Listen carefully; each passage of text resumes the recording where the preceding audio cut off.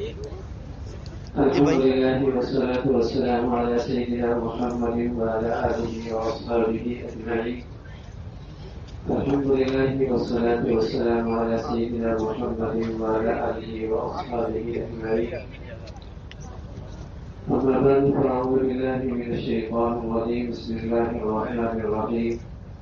إنما يتذكر أولو الألباب الذين يستمعون القول فيتبعون أحسنه أولئك الذين هداهم الله وأولئك هم أولو الألباب.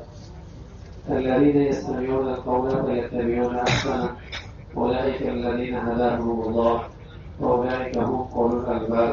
صدق الله العظيم. اللہ تعالیٰ کا ارشاد ہے کہ جو لوگ اللہ کی بات توجہ سے سنتے ہیں اور توجہ سے سننے کے بعد اللہ کی بات پہ عمل کرتے ہیں اللہ انہیں ہدایت نصیب فرماتا ہے. تو فرمایا یہ لوگ عقل مند ہیں. کسی دین کی مجلس کا پہلا حق ہے اللہ کی بات ادب سے احترام سے محتاج بن کے سننا، ورنہ اس دین کی مجلس میں بیٹھنا نہیں چاہیے تاکہ اس کی ناقدری سے محفوظ رہے، بے ادبی سے محفوظ رہے. کسی دین کی مجلس میں بیٹھتے وقت پہلی حقوق الذین یستمعون القول، اللہ کی بات پوری توجہ سے اہتمام سے سننا، فیتبعون احسنہ، اور پھر اللہ کی اس اچھی بات پر عمل کرنا. اولئک الذین ہداہم اللہ، یہ وہ لوگ ہیں جنہیں اللہ ہدایت عطا فرماتے ہیں. وَأُولَئِكَ هُمْ أُولُو الْأَلْبَابِ، یہ لوگ عقل مند ہیں. یعنی عقل مندی کی تین نشانیاں ہیں. پہلی نشانی یہ کہ وہ اللہ کی بات عظمت سے توجہ سے سنتے ہیں. دوسری عقل مندی کی نشانی یہ ہے کہ وہ اللہ کی بات پہ عمل کرتے ہیں. اور تیسری عقل مندی کی نشانی یہ کہ اللہ انہیں ہدایت کا نور عطا فرماتے ہیں. عقل مند آدمی وہ ہوتا ہے جس میں ہدایت کا نور ہوتا ہے، ورنہ کم عقل لوگ ہوتے ہیں. یعنی اس سے بڑی کم عقلی کیا ہوتی ہے کہ انہیں ایمان نصیب نہ ہو، ایمان نصیب نہ ہو اور ایمان والی زندگی نصیب نہ ہو. یا اس سے بڑا کم عقل کون ہوگا جو 50 سال 70 سالہ زندگی بنانے کی خاطر خربوں سال کی زندگی خراب کر دے. اس سے بڑا کم عقل کون ہوگا؟ اور اس سے بڑا بد نصیب کون ہوگا جو اس کیریئر کو کیریئر سمجھتا ہے اور حقیقی کیریئر کو فراموش کر دیتا ہے.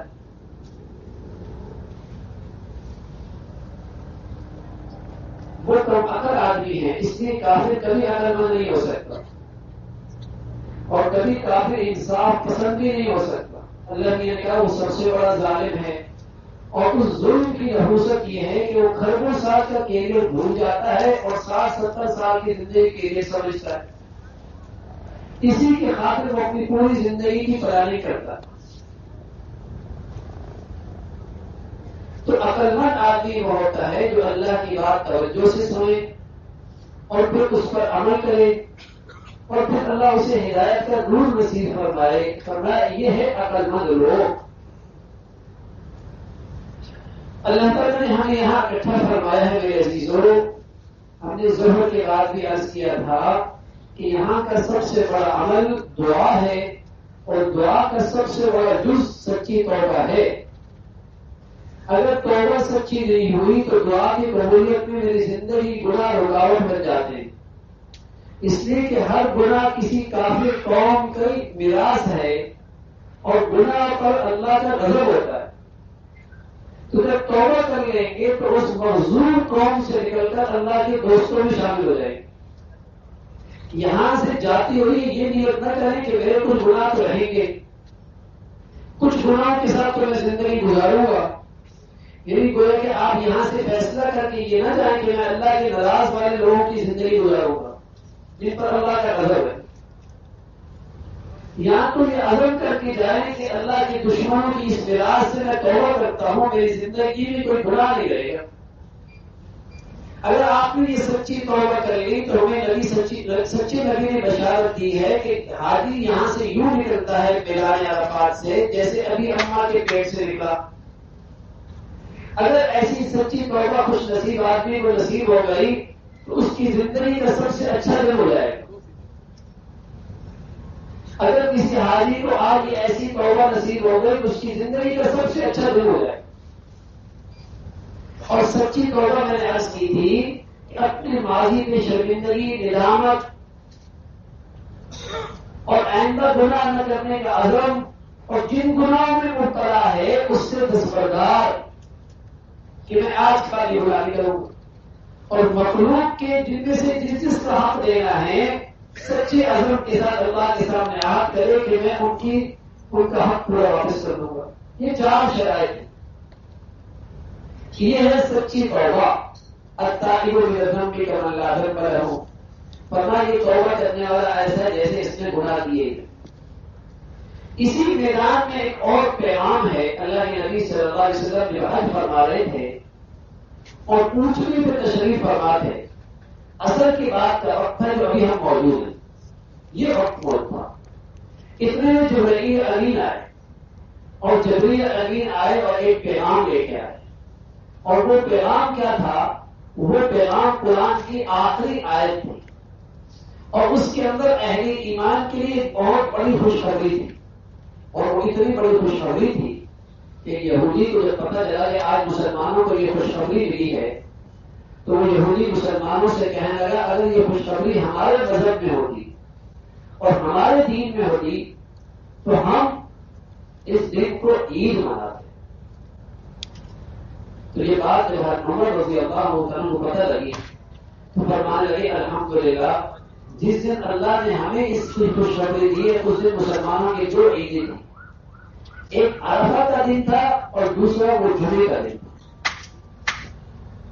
اس عظیم دن میں جمعے کا دن اور عرفہ کا دن اللہ کے نبی اثر کے بعد اٹھنے پر موجود تھے اور اللہ کی طرف سے یہ پیغام آیا اليوم اکملت لکم دینکم واتممت علیکم نعمتی ورضیت لکم الاسلام دینا. یہ آیت اتری اور اس کا مفہوم یہ کہ آج اکملت لکم دینکم میں نے تمہارا دین مکمل کر دیا. واتممت علیکم نعمتی اور میں نے آج اپنی خاص نعمت پوری کر دی. یہ اللہ کی خاص نعمت ہے دین اسلام اور اس کا نام فرمایا میں نے تمہارے لیے جو دین پسند کیا ہے اس کا نام اسلام. یعنی اب اس میں کوئی ایسی چیز نہیں رہی کہ تمہیں زندگی میں ضرورت پڑے اور اس دین اسلام میں اس کا حل موجود نہ ہو. یہ ایک مکمل ضابطہ زندگی اور دستوری زندگی ہے. تمہاری قومی، معاشرتی، ملکی، نجی، خاندانی، گھریلو زندگی کا کوئی شعبہ ایسا نہیں جہاں تمہیں مشکل پیش آئے اور اسلام کا دستور اور اسلام کی زندگی میں اس میں حل موجود ہو. ایک مکمل ضابطہ ہے زندگی.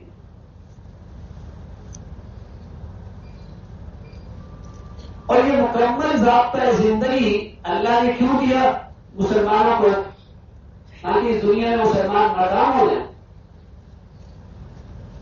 آج تو مسلمان اس دین اسلام پہ چلتے ہوئے گھبراتا ہے. اگر میں اس دین اسلام پہ پورے طور پہ عمل کروں گا تو بڑی مشکل ہو جائے گی، بڑی مشکل ہو جائے گی، میرے لیے بڑی رکاوٹیں کھڑی ہو جائے گی. اس بد اعتمادی کا نتیجہ یہ ہے، اسلام پر اس بد اعتمادی کا نتیجہ یہ ہے کہ مسلمان نے آج اسلام کو تقسیم کر رکھا. یا تو دین اسلام کو تقسیم کر رکھا ہے یا دین اسلام کا اس نے تصور پیدا کر لیا. وہ سمجھا کہ دین اسلام نام ہے نماز روزے کا، دین اسلام نام ہے زکات حج کرنے کا، دین اسلام نام ہے صدقہ خیرات کرنے کا، دین اسلام نام ہے قربانی کرنے کا. اور جس نے یہ دین اختیار کر لیا وہ سمجھتا ہے میں نے دین اسلام پہ عمل کر لیا. میرے عزیزوں، یہ دین مسلمانوں کو کبھی مشکلات سے نہیں نکال سکتا اور کبھی پریشانیوں سے نہیں نکال سکتا. یہ دین مسلمانوں کو نہ دنیا میں کامیاب کر سکتا ہے نہ آخرت میں کامیاب کر سکتا ہے. یہ دین اسلام نہیں ہے. یہ تو دین اسلام کا ایک چوتھائی حصہ بھی نہیں ہے بھائی. یہ تو دین اسلام کا چوتھائی حصہ بھی نہیں ہے. دین اسلام ان لوگوں نے اختیار کیا جنہوں نے کہا اعزنا اللہ بالاسلام، ہم نے دین اسلام پہ عمل کیا ہے اور آج اللہ نے ہمیں دین اسلام نے ہمیں عزت دی ہے. اور ساری دنیا میں مسلمانوں نے اسلام کا جھنڈا لہرایا اور ان کی خوبی یہ تھی کہ وہ اسلام سے 1 انچ بھی دستبردار ہونے کے تیار نہ تھے. نہ قومی سطح پہ، نہ اپنے معاملات میں، نہ اپنی معاشرت میں، نہ اپنی زندگی میں کہیں اسلام سے 1 انچ بھی دستبردار ہونے کے تیار نہیں. اور پھر کہا کرتے تھے اعزنا اللہ بالاسلام، اسلام کی بدولت آج ہمیں عزت ملی ہے. ہم تو گرے پڑے لوگ تھے اور دنیا کی کوئی مہذب سلطنت ہم پہ حکومت کرنے کے تیار نہیں تھی، لیکن ہم نے دین اسلام کا دامن تھاما اور آج اللہ رب العزت نے ہمیں عزت کی بلندیوں پر پہنچا دی. دین اسلام کی بلندیوں، اسلام نے بلندیوں پر پہنچا دی. آج مسلمان اپنی مرضی کا دین پہ چلتا ہے، مرضی سے جو اسے میٹھا میٹھا لگتا ہے وہ اس کا اسلام ہے، اپنی مرضی کا دین ہے. نبی کے دین پہ عمل کرنے کے لیے آج مسلمان تیار نہیں اور نہیں عزم کرتا ہے کہ میں نے پورے دین پہ چلنا. معاشرت کا دین، معاملات کا دین، غم خوشی کا دین، رہن سہن کا دین، یہ تو مکمل ضابطۂ زندگی ہے. تو میرے عزیزو، اس میدان کا ایک تحفہ ہے کہ ہم تجدید عہد کر کے جائیں کہ ہم اپنی پوری زندگی میں اسلام کو زندہ کریں گے. پوری زندگی میں صرف عبادات کا دین نہیں، معاملات کا دین بھی، معاشرت کا دین بھی. 3 حصے وہ ہیں جس کا تعلق عبادت سے نہیں ہے. اور اگر معاملات خراب ہوتے ہیں، معاشرت خراب ہوتی ہے تو یہ آدمی کی عبادت کو کھا جاتی ہے. یہ آدمی کی عبادت کو کھا جاتی ہے. اس لیے کہ اگر آمدنی ٹھیک نہیں، لقمہ حلال نہیں، کمانے کا طریقہ ٹھیک نہیں، اس لیے آج مسلمان کمانے کا طریقہ اسلام سے پوچھتے ہی نہیں. نماز کا طریقہ پوچھے گا، طلاق کا طریقہ پوچھے گا، نکاح کا طریقہ پوچھے گا، کمانے کا طریقہ نہیں پوچھے گا. معاملات کی طریقے نہیں پوچھے گا، اس لیے کہ مطمئن ہے کہ میں صحیح کروں. لیکن میرے عزیزو، جب تک اسلام کی زندگی پہ نہیں چلیں گے اسلام کی برکت نصیب نہیں. اسلام ایک مکمل زندگی ہے،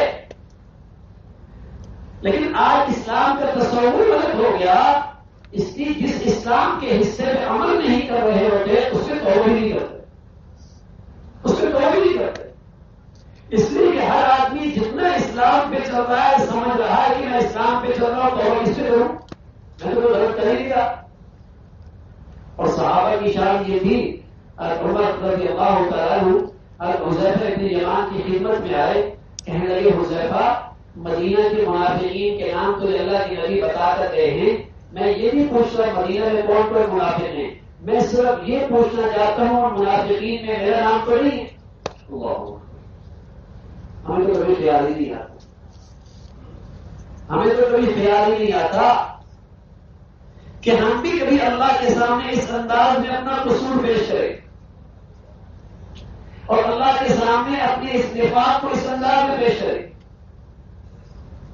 حدیث میں آتا ہے رسول اللہ صلی اللہ علیہ وسلم فرمایا لا ایمان لمن لا امانت له، اس شخص کا ایمان نہیں ہے جس میں امانت داری نہیں ہے، جس میں دیانت داری نہیں ہے اس کا ایمان نہیں ہے. حدیث ہے لا ایمان لمن لا عہد له، فرمایا اس شخص کا ایمان نہیں جو اپنے ہاں عہد پورا نہیں کرتا، وعدہ پورا نہیں کرتا، وعدہ کرتا ہے اور توڑ دیتا ہے. آپ علیہ الصلوۃ والسلام فرمایا من ترک الصلاۃ متعمدا فقد کفر، جو آدمی جان بوجھ کے نماز چھوڑتا ہے وہ ایسا ہے جیسے کسی ہندو نے وہ کام کیا، جیسے کسی سکھ نے وہ کام کیا، یعنی اس نے کافر والا کام کیا۔ لیکن میرے عزیزو، ہماری زندگیوں میں یہ سارے گناہ ہوتے ہیں، توبہ کی توفیق اس لیے نہیں ہوتی کہ ہمارے یہاں اسلام کا تصور ہی غلط ہو گیا، ہم سب اسی اسلام سمجھتے ہیں جسے میں کر رہا ہوں بس، اور اس میں مڑ پائیں۔ تو اللہ کے نبی صلی اللہ علیہ وسلم نے پوری زندگی، میری خوشیاں، میری تقریبات، میری معاشرت، میری مجالس، میرے کمانے کے طور طریقے، میرے رہن سہن کے طریقے، میرے بچیوں کی لباس پوشاک، یہ سارا اسلام ہے۔ ایسا نہیں ہے کہ ہم کچھ تعظیم تو مغرب سے لے لیں، کچھ کسی اور سے لے لیں، کچھ رنگ اس اور، یہ گھڑیوں کی طرح رنگ بدلتا ہے، مسجد میں کچھ اور لگتا ہے، شادیوں میں کچھ اور لگتا ہے، یہ بازار میں کچھ اور ہوتا ہے، حرم میں کچھ اور ہوتا ہے، یہ رمضان میں کچھ اور بن جاتا ہے اور فیکٹری اور کارخانے میں کچھ اور لگتا ہے، یہ ویکتی کا رنگ بدلتا ہے۔ کیوں؟ اسے اسلام پر اعتماد نہیں، اسے اسلام پر اعتماد نہیں کہ میں معاملات میں بھی کامیاب ہو سکتا ہوں، معاشرت میں بھی مجھے عزت مل سکتی ہے اگر میں اسلام پہ عمل کروں۔ لیکن اسے ڈر ہے اگر پورا اسلام پہ عمل کیا تو دنیا کیا رہے گی، زمانہ کیا جائے گا، لوگ کیا کہیں گے، لوگ مجھے کس نظر سے دیکھیں گے۔ تو اسلام ایک مکمل ضابطہ ہے زندگی میں میرے عزیزو۔ اسی کو فرمایا قرآن نے کہ جب مسلمان اس نعمت کی نقدری کرے، نعمت کی نقدری فقط دنیا معاملے کا، نعمتوں میں سب سے بڑی نعمت نعمت اسلام، جب اس کی نقدری کریں گے فَأَذَاقَهَا اللَّهُ لِبَاسَ الْجُوعِ وَالْخَوْفِ، اللہ رب العزت ان کی زندگیوں کو خوف زدہ کر دے گا اور ان کی زندگیوں کو معاشی طور پہ پریشان حال بنا دے گا۔ کر لو پھر دنیا میں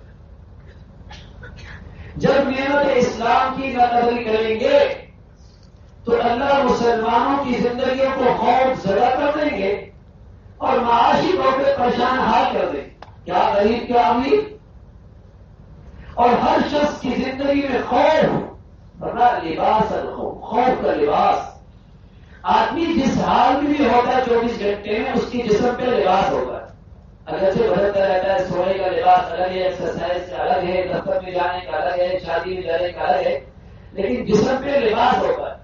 تو قرآن نے کہا لباس خوف کا ایسا ہوگا کہ ہر حال میں خوف اس کے اوپر مسلط ہو، خوف جان نہیں چھوڑے، ایک انجانا سا خوف ہو۔ اور فقط فرق دیا نوم اللہ، جس نعمت کو اللہ نے کہا نعمتی، یہ دین اسلام میری نعمت ہے اور مسلمان آج اس نعمت کی نقل نہیں کر رہا،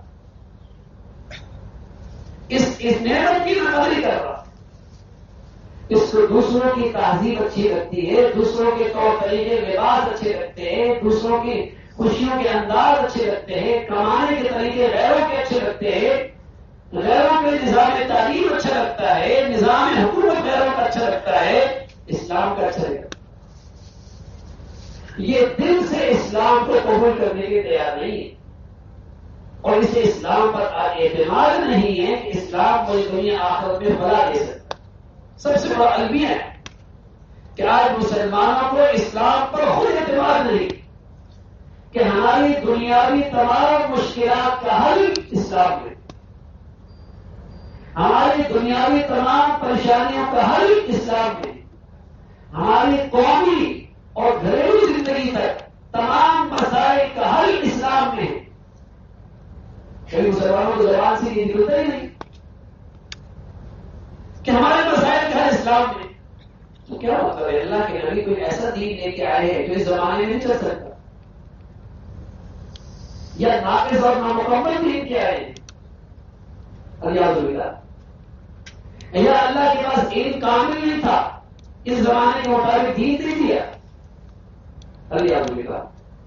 میرے عزیزو، یہ ہماری غلط ذہنی بیماری کا نتیجہ ہے، آج ہمارے غلط نظام تعلیم کا نتیجہ ہے غلط فکر کا نتیجہ ہے کہ آج مسلمان کہلانے والے کو اپنے دین پہ اعتماد نہیں، اپنے دین پہ اعتماد ہماری نئی نسل کو بالکل ہی نہیں۔ اس میں وقت اللہ کے بارے میں اشکال اٹھنے لگتا ہے، قرآن کے بارے میں اشکال اٹھنے لگتا ہے، حدیث کے بارے میں اشکال اٹھنے لگتا ہے۔ ایسی ذہنی بیماری طاری ہو چکی ہے اللہ، تو میرے عزیزوں ضرورت ہے کہ اپنی نسل کو بھی، اپنی اولادوں کو بھی اور اپنے گھروں کو بھی دین اسلام کی صحیح تعلیم ان کے سامنے آئے کہ یہ دین ہمیں کامیابی دلانے کے لیے۔ آج جہاں جہاں زندگی میں مسائل ہیں، گھریلو، خاندانی، ازواجی، باپ بیٹے میں یا کاروباری، جہاں مسائل، اس کی بنیادی وجہ اسلام پر عمل نہ کرنا، اسلام پر عمل نہیں کرنا، چاہے وہ قومی سطح پہ ہے چاہے وہ انفرادی زندگی۔ اسلام پر جب عمل نہیں کرے گا تو کافر کامیاب ہو سکتا ہے، مسلمان نہیں۔ کافر کامیاب ہو سکتا ہے اس لیے کہ اس کی کامیابی اور ہے، کامیابی کا راستہ اور ہے۔ مسلمانوں کی کامیابی اور ہے، کامیابی کا راستہ بھی اور ہے۔ ایک آدمی درخت پہ چڑھ گیا، اب یہ سارے عقل سے پیدل ایک شیخ کے پاس گئے، 24 صاحب کے پاس۔ ہمارا آدمی درخت پہ چڑھ گیا، سمجھ میں نہیں آ رہا اوپر سے کیسے نیچے اترے۔ اس نے کہا کوئی مسئلہ نہیں، اس کے کمر میں رسی باندھو، کھینچو نیچے آ جائے گا۔ یہ اکبر سے ویسی چھوٹے تھے، انہوں نے کمر میں رسی باندھی، کھینچے تو آدمی مر گیا۔ چرپائی اٹھا کر 24 صاحب کے پاس گئے، تم نے ہمارا آدمی مروا دیا۔ اوہو، اس تدبیر سے کتنے لوگوں کو میں نے کنویں سے نکالا۔ تو مسلمانوں کا حال ایسے ہی، یہ اسی تدبیر کو اختیار کر رہے ہیں جو کفر نے اختیار کی ہے۔ ارے میرے عزیزوں، کفر کی کامیابی اور ان کی کامیابی کا راستہ اور ہماری کامیابی کو جو محمد رسول اللہ نے بتائی، اور ہماری کامیابی کا راستہ ہو جو محمد رسول اللہ نے کرے۔ ہماری کامیابی اور ہے، کافر کی کامیابی 70 سال 60 سال کی زندگی ہے، مسلمانوں کی کامیابی 70 سال سے لے کر 30 سال کی زندگی ہے۔ دونوں کو ملا کے کامیاب ہونا ہے۔ مسلمانوں کی کامیابی اور ہے، کامیابی کا راستہ اور ہے۔ لیکن اگر مسلمان کافر کے طرف سے چلے گا تو میرے عزیزوں ایسے ہی ہوگا، گڑے بگڑے، پہلے ہلاک ہو، پہلے برباد ہوگا۔ ان کی کامیابی اور ہے، کامیابی کا راستہ اور مسلمانوں کی کامیابی وہ ہے جو اللہ کے نبی نے بتائی، اور کامیابی کا راستہ اللہ کے نبی نے دیا۔ یہ تو سب کہتے مسلمان کہتے، اور سے سنو گا اس میں، اس دنیا کا سب سے کامیاب انسان محمد رسول اللہ۔ یہ بھی کہتے ہیں اس دنیا میں سب سے بہترین حکمران عمر رضی اللہ عنہ، یہ بھی کہتے ہیں۔ لیکن میرے عزیزوں پھر نبی کی زندگی کیوں اختیار کرتے؟ کہتے ہیں اس دنیا کا سب سے کامیاب انسان محمد رسول اللہ، تو پھر نبی کی سیرت دیکھو نا، نبی نے پوری زندگی کیسے اختیار کی؟ تو پھر یہ کہہ دو کہ نبی کی زندگی کے اندر یہ طریقہ موجود نہیں کہ میری ضرورت، تو ناقص ہو اللہ کا بھی، اللہ کا کامل ہے، مکمل ہے۔ جب مکمل زندگی ہے تو پھر مسلمان تو وہ ہوتا ہے جو کہیں بھی ہو دنیا میں محمد ہی نظر آئے، لاکھوں میں محمد ہی نظر آئے۔ جیسے درخت پھل دے، درخت پھل، اس کے پتے بھی ہوں، اس کے پھول بھی ہوں اور اس کے پھل بھی ہو، تو وہ درخت لاکھوں میں پہچانا جاتا ہے کہ یہ آم کا ہے، موسمی کا ہے، انار کا ہے، پہچانا جاتا ہے۔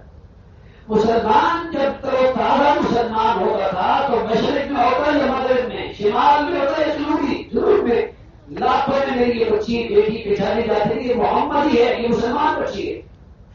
لیکن آپ بتائیے جب پھل نہ آئے اور پتے بھی گر جائے، شادی بھی سوکھ جائے، تر بھی سوکھ جائے، کیوں؟ اس لیے کہ اندر جڑیں خشک ہو چکی، تو پھر یہ پہچان ختم ہو جاتی ہے کہ درخت کس چیز کا ہے۔ ایسی آج مسلمان بچی کسی ہندو کے ساتھ پڑھ رہی ہو اور کسی مسلمان بچے کو آج کسی عیسائیوں کے ساتھ بٹھا دو تو پہچان مشکل ہو جائے گا، اس میں محمد ہی کون ہے اور عیسائی کون ہے، اس میں مسلمانوں کا بچہ کون ہے اور غیروں کون ہے۔ کیوں بھائی؟ اس کی ساری بہار تو ختم ہو گئی، اس لیے کہ اس کی ایمان کی جڑ خشک ہو چکی۔ اس کا اپنے دین پر اعتماد ختم ہو چکا ہے، اس لیے نہ وہاں درخت رہے، نہ پتے رہے، نہ خوشبو رہی، نہ اسلام کا پھل رہا۔ یہ ہزاروں کے اندر بھی مسلمان بچہ پہچانا نہیں جاتے اس سے مسلمان بن سکتا، اور جب اس کے اندر اسلام کی بہار تھی تو یہ لاکھوں کے اندر بھی پہچانا جاتا تھا یہ محمد یہ مسلمان ہے، کیونکہ اس کی جڑوں میں تازگی تھی، اسے اسلام پر اعتماد تھا۔ تو میرے عزیزو، یہاں جہاں توبہ کر کے جائے وہاں اسلام پر اعتماد لے کے جائے کہ مجھے اس دنیا کے اندر بھی اور اس زمانے کے اندر بھی اور اس دور کے اندر بھی جو چیز کامیاب کر سکتی ہے اور عزت دے سکتی ہے اور سکون دے سکتی ہے وہ صرف اسلام کی زندگی ہے۔ اللہ رب العزت ہمیں اس اعتماد اور یقین کے ساتھ یہاں سے اللہ جانے کی توفیق نصیب فرمائے، اور سب حضرات میرے عزیزوں انفرادی بیٹھ کر خوب دعائیں کریں، خوب اللہ سے مانگے، اسلام مانگے، اسلام کی زندگی مانگے، اپنے بچوں کے لیے اسلام کی زندگی مانگے، اپنے گھر کے لیے مانگے، اور اپنے ملک کے لیے مانگے، اپنے ملک کے لیے دعائیں کریں، اپنے عزیز کے لیے دعائیں کریں۔ تو تمام حضرات سے گزارش ہے کہ بقیہ وقت دعاؤں میں صرف کرے اور توبہ اور دعا، اور پھر ساتھ ساتھ اس اسلام پر کامل اعتماد اور یقین اللہ ہم سب کو نصیب فرمائے۔ وآخر دعوانا الحمدللہ رب العالمین۔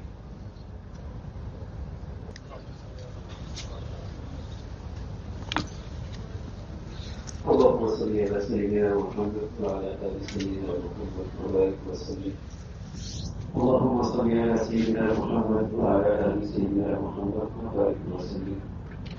لا إله إلا الله الحليم الكريم، لا إله إلا الله الحليم الكريم، سبحان الله رب العرش العظيم، نسألك موجبات رحمتك وأدائنا مغفرتك والغنيمة من كل بر والسلامة من كل إثم، اللهم لا تدع لنا ذنبا إلا غفرته ولا هما إلا فرجته ولا حاجة هي لك رضا إلا قضيتها يا أرحم الراحمين.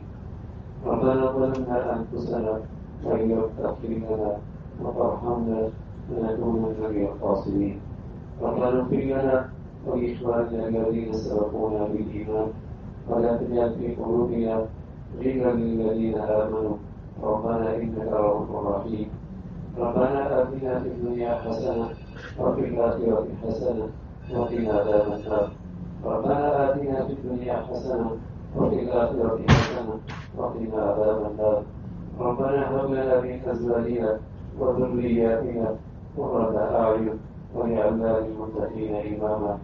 ربنا هب لنا من أزواجنا وذرياتنا قرة أعين واجعلنا للمتقين إماما. ربنا هب لنا من أزواجنا وذرياتنا قرة أعين واجعلنا للمتقين إماما. يا حي يا قيوم برحمتك نستغيث، يا حي يا قيوم برحمتك نستغيث، أصلح لنا شأننا كله ولا تكلنا إلى أنفسنا طرفة عين يا أرحم الراحمين. اے مولا کریم، اپنے فضل سے جو اپنے پیروں کو آپ یہاں دیا کرتے ہیں، کہ اللہ ہمیں تو مانگنا بھی کوئی نہیں آتا، اے مولا دل کی بھی بڑی سختی ہے، اے مولا دل کی بھی بڑی غفلت ہے، اے اللہ دل کے اندر بھی بڑی ویرانی سی ہے مولا۔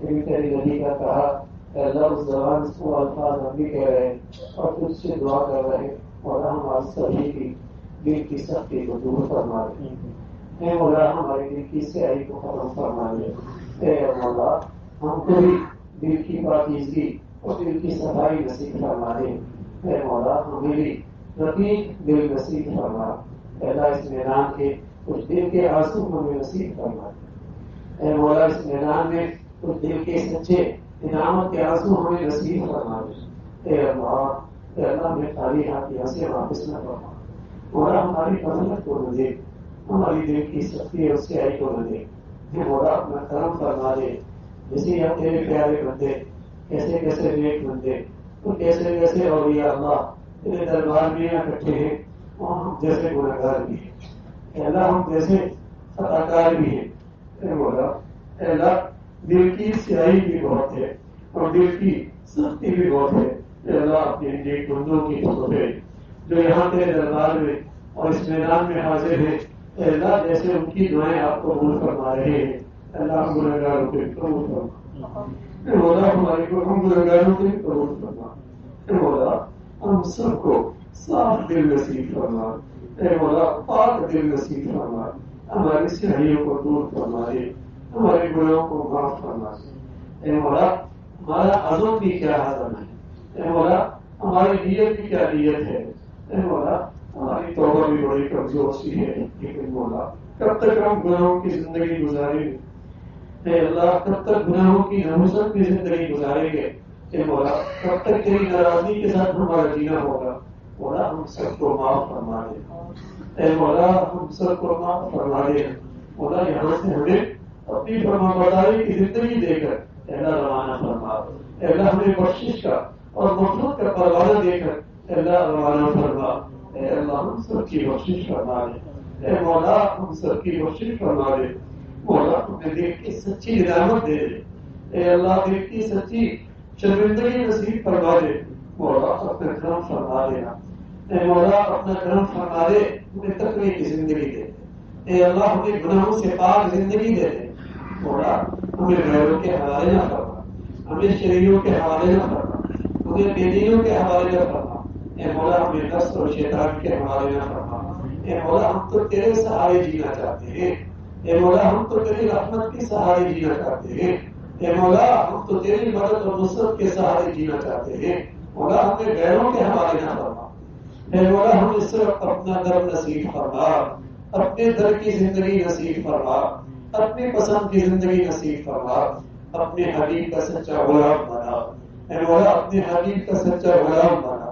اے مولا کریم اپنی نبی کی زندگیوں پر اور اپنی نبی کی زندگی پر فخر نصیب فرما. اے مولا اپنی نبی کی زندگی میں چلنا ہمیں اس کا صحیح فکر نصیب فرما اور اس میں ہمیں عزت کا یقین نصیب فرما. اے اللہ جو آج دین اسلام پر بد اعتمادی ہے اور بے یقینی ہمارے دلوں میں ہماری اولادوں کے دلوں میں ہے. اے اللہ اس کو دور فرما کر دین اسلام پر کامل اعتماد نصیب فرما. اے اللہ کامل یقین نصیب فرما. اے اللہ یہی ہماری فلاح کا راستہ ہے. یہی ہماری نجات کا راستہ ہے. اے اللہ تیرے نبی کی زندگی ہی ہماری عزت اور سعادت کا راستہ ہے. اے مولا ہماری ظاہری زندگی ہماری باطنی زندگی اللہ سبھی کو اپنی پسند کی فرما دے. مولا مرنے سے پہلے ہمیں غافلین سے محفوظ فرما. گناہگاروں سے محفوظ فرما. مرنے سے پہلے اپنے فرما برداروں میں شامل فرما. اپنے نیک لوگوں میں شامل فرما. اے مولا اپنے نیک لوگوں میں شامل فرما. اے مولا جن پر تیری نظر رحمت ہے, جن پر تیری نظر کرم ہے, جو تیری اے اللہ تیری خاص بندے ہیں, ہمیں بھی ان میں شامل فرما دے. اے اللہ ہمیں بھی ان میں شامل فرما دے. اے مولا کریم جتنے حاضرین حاضرات یہاں موجود ہیں جو دل سے کہنا چاہتے تھے, دعاؤں کی قبولیت چاہتے ہیں, دل کے اندر اپنے اندر خیالات اور اپنے جذبات رکھتے ہیں, مولا تو دلوں کے پہلوں سے واقف ہے. سب کی جائز مرادی پورا فرما. سب کی جائز حاجات کو پورا فرما. سب کی مشکلیں آسان فرما. گھریلو مشکلیں ہیں, اولاد کی مشکلات ہیں, بیٹیوں کی پریشانیاں ہیں, گھریلو ازواجی زندگی کے مسائل ہیں. اے اللہ سبھی کو محبتوں کی زندگی عطا فرما. سبھی کو باہمی اعتماد کی زندگی نصیب فرما. سبھی کو سکون کی اور عزت کی راحت کی زندگی نصیب فرما. اور ہماری اولادوں کو ہماری آنکھوں کی ٹھنڈک مارا. مولا ہمیں اپنے بڑوں کے لیے صدقہ جاریہ بنا. ہماری اولادوں کو ہمارے لیے صدقہ جاریہ بنا. اے مولا ہمیں اپنے بڑوں کے لیے صدقہ جاریہ بنا اور ہماری اولادوں کو ہمارے لیے صدقہ جاریہ بنا. اے مولا ہمارے دل میں جب اولاد کے جو حقوق ہیں ان حقوق کو صحیح طور پہ ادا کرنے کی توفیق عطا فرما. اس آپ کی تعلیم کے تربیت کی جو ذمہ داریاں ہیں اللہ صحیح طور پہ ادا کرنے کی توفیق عطا فرما. اور ہماری اولادوں کو ہمارا بھی اپنا بھی فرما بردار بنا. ہمارے لیے راحت کا اور عزت کا باعث بنا. اے مولا کریم اپنے فضل سے پوری امت مسلمہ کے حال میں رحم فرما. اے مولا اہل اسلام کو نیک صالح قیادت نصیب فرما. ہمارے وطن عزیز پاکستان کو سلامتی عطا فرما. ایمان ہدایت کی فضاؤں کو عام فرما. ہماری زندگیاں صلاحیتیں وسائل قبول فرما. اے مولا دین کی خدمت کے اور دین کی حفاظت کے اور دین کی اشاعت کے جتنے شعبے ہیں اور جو کام کر رہے اخلاص کے ساتھ جو تیرے ہاں مقبول ہے سبھی کی مدد اور نصرت فرما اور ہمیں بھی ان مقبول بندوں میں شامل فرما. اے مولا ہماری اولادوں کو بھی اس میں شامل فرما. ہمارے ملک میں وطن عزیز میں نیکی کی اور خیر کی اور اور تعمیر کی قوتوں کو غلبہ نصیب فرما، شر کی اور برائی کی اور تخریب کی طاقتوں کو نیست و نابود فرما۔ اے مولا کریم مسلمانوں کو آپس میں روحانی ایمانی اسلامی اخوت کا رشتہ نصیب فرما اور آپ آپس میں ایمانی اسلامی رشتے کی تازگی نصیب فرما، ہر قسم کی نفرتوں سے محفوظ کرنا۔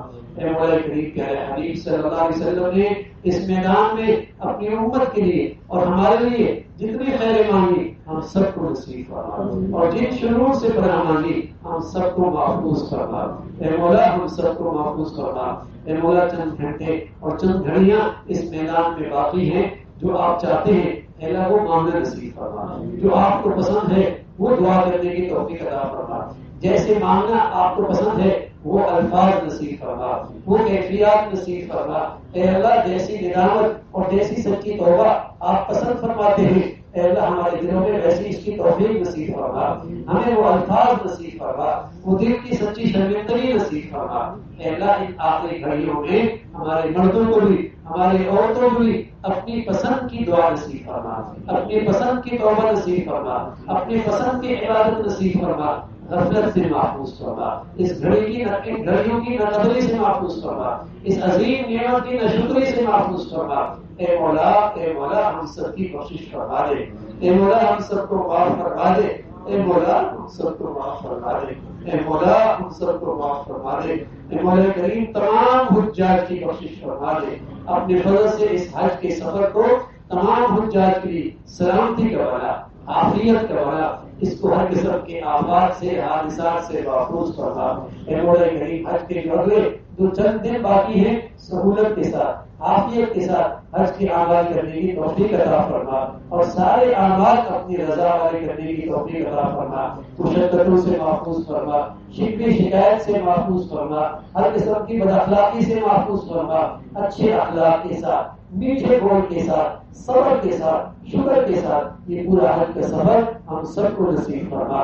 ربنا تقبل منا انك انت السميع العليم وتب علينا انك انت التواب الرحيم، اللهم بارك لنا في الموت وفيما بعد الموت، اللهم بارك لنا في الموت وفيما بعد الموت، اللهم اجعل خير امورنا اخرنا وخير عملنا خواتمنا وخير ايامنا يوم نلقاك فيه، وصلى الله على سيدنا وصلى الله على سيدنا وصلى الله على سيدنا محمد وعلى آله وأصحابه أجمعين برحمتك يا رب.